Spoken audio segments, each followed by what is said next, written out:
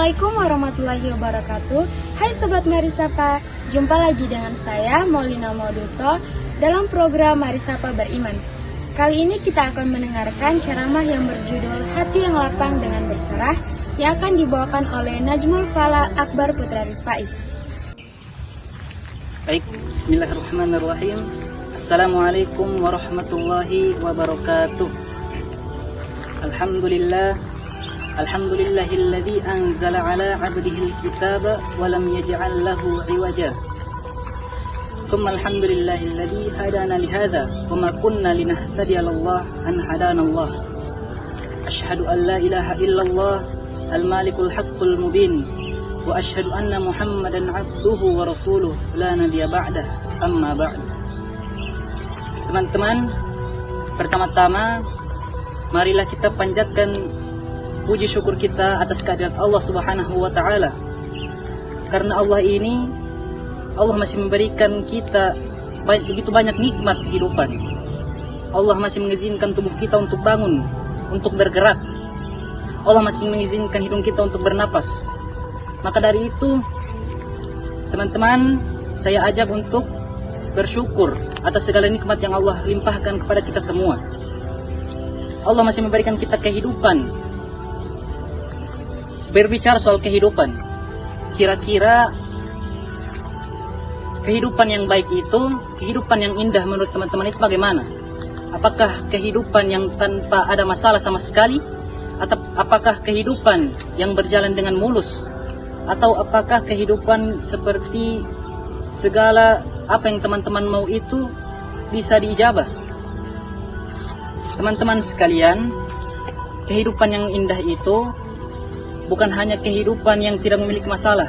Tidak mungkin ada kehidupan yang tidak memiliki masalah. Bahkan para nabi saja, para nabi yang memiliki akhlak yang begitu indahnya masih memiliki masalah yang Allah berikan. Apalagi kita, manusia biasa ini, yang masih banyak keburukannya. Kehidupan yang indah itu adalah ketika kita bisa menerima semua masalah ini dalam hati kita. Kehidupan yang indah itu adalah ketika hati kita sudah lapang menerima semua cobaan yang Allah berikan kepada kita. Nah, bagaimana itu cara memiliki hati yang lapang? Teman-temanku sekalian, sebenarnya masalah itu tidak perlu kita pikirkan. Masalah itu memang sudah ada, Allah sudah mengatur semuanya.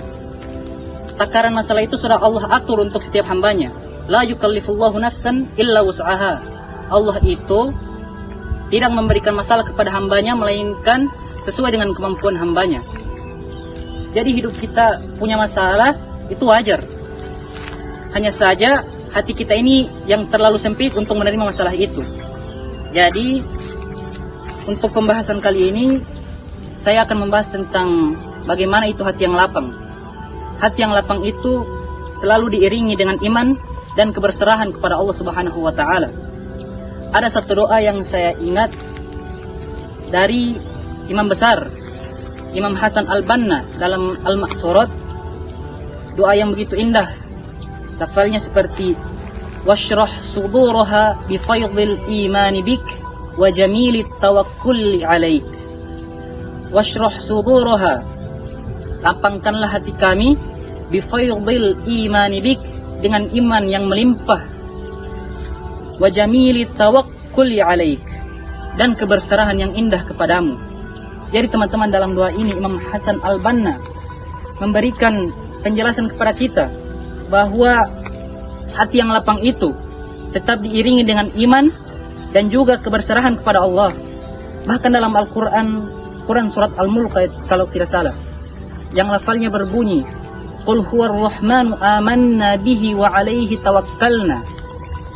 Qul huwar rahman, Allah menyuruh kita berkata, Qul huwar rahman, Allah itu adalah yang Rahman, yang Maha Pengasih, Maha Penyayang. Qul huwar rahmanu amanna bihi wa alaihi tawakkalna. Allah itu menyuruh kita beriman, kemudian kita berdoa untuk diberikan hati yang berserah, yang tawakal kepada Allah. Berserah itu dalam bahasa Arab disebut dengan wakal, wakala yakilu, ditambahkan dengan tak pada awal kata, kemudian tasdid di ain fiilnya, Kemudian berpola dengan tafa'ala, menjadi tawakkul. Dan sekarang di bahasa Indonesia diistilahkan dengan tawakal, yakni menyerahkan urusan kita pada Allah Subhanahu wa taala.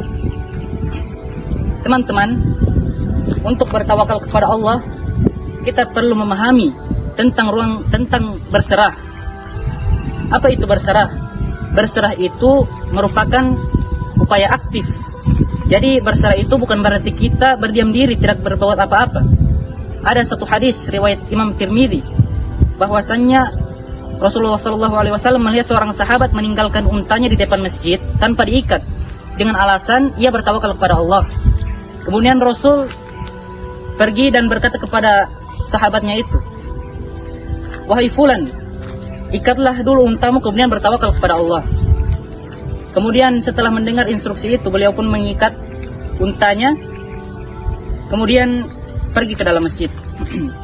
Nah, sahabat-sahabat sekalian, di sini Rasul memberikan pelajaran kepada kita bahwa berserah itu adalah upaya aktif yang disertai dengan optimis dan semangat.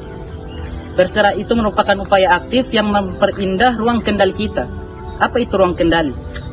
Nah, jadi teman-teman, dalam hidup kita ini ada yang namanya ruang kendali, yang dimana dalam ruang kendali itu ada yang bisa kita kendalikan dan ada yang tidak bisa kita kendalikan.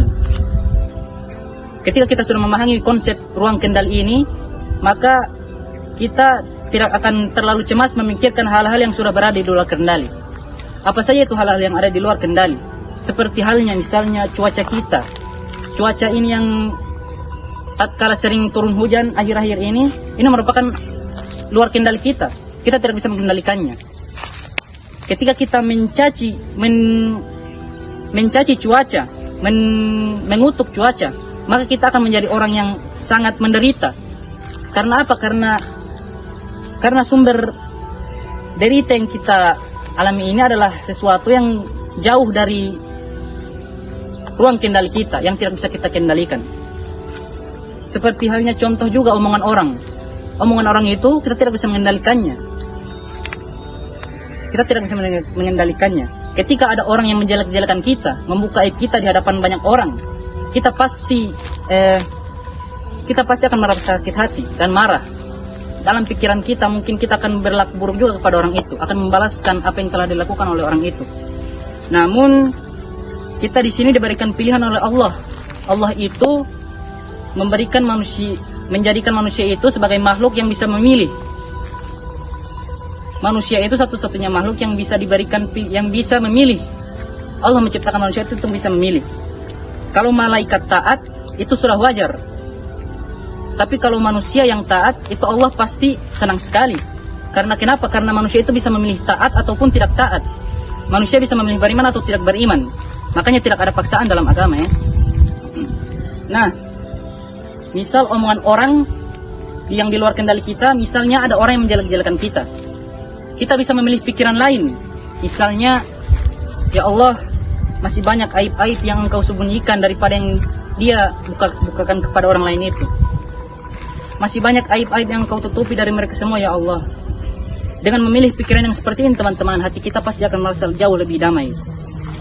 Kemudian, jika semua itu yang ada di ruang kendali, jika semua itu yang sudah ada di luar kendali, maka apa dengan yang ada di dalam kendali kita? Yang ada di dalam kendali kita adalah perasaan, ucapan, tindakan, dan pikiran kita. Kita harus memahami konsep ruang kendali kita ini. Yang bisa kita kendalikan hanya 4 ini dan 4 itu. Ketika ada orang menjelek-jelekan kita bisa memilih pikiran yang seperti apa, ucapan yang seperti apa, tindakan yang seperti apa, dan perasaan yang seperti apa. Respon kita inilah yang akan dimintakan pertanggungjawaban oleh Allah Subhanahu wa taala di akhirat kelak. Rumus kehidupan itu adalah sebuah kejadian ditambah dengan respon, sama dengan itu adalah tanggung jawab kita. Ketika terjadi kejadian, kita disuruh memilih respon seperti apa yang akan kita pilih. Dan setiap respon yang kita lakukan itu akan dimintakan pertanggungjawaban. Jika kalian memilih respon yang buruk, maka hasilnya juga akan buruk. Jika kalian memilih respon yang baik, maka hasilnya juga insya Allah akan baik. Mari kita pahami ruang kendali kita ini, teman-teman.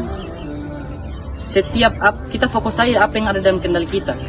Karena memang setiap yang tidak kita kendalikan, maka sudah tidak bisa kita kendalikan. Kita serahkan saja kepada Allah, kita berserah kepada Allah. Seperti kata Imam Athaillah dalam kitabnya Al-Hikam, istirahatkanlah jiwamu terhadap apa-apa yang sudah diatur oleh selainmu. Di sini beliau menjelaskan bahwa kita itu disuruh untuk fokus terhadap apa yang ada dalam kendali kita, seperti perasaan, ucapan, tindakan, dan perkataan. Kemudian kita untuk hal-hal yang berada di luar kendali, kita cukup menyerahkan semuanya kepada Allah. Kita tawakal kepada Allah. Qul huwar rahmanu amanna bihi wa alaihi tawakkalna. Fa idza azamta fatawakkal 'ala Allah. Ketika kalian sudah berazam, sudah bertekad, maka berserahlah kepada Allah. Jadi pelan-pelan memahami konsep ruang kendali ini serta untuk berserah kepada Allah, insya Allah transformasi diri dan kehidupan kita ini akan berjalan dengan indah, insya Allah. Mungkin hanya ini yang bisa saya sampaikan pada kesempatan kali ini. Semoga bisa bermanfaat bagi kita semua, amin amin ya rabbal alamin. Saya pamit undur diri. Wabillahi taufiq wal hidayah wa ridha wal inayah. Wassalamualaikum warahmatullahi wabarakatuh.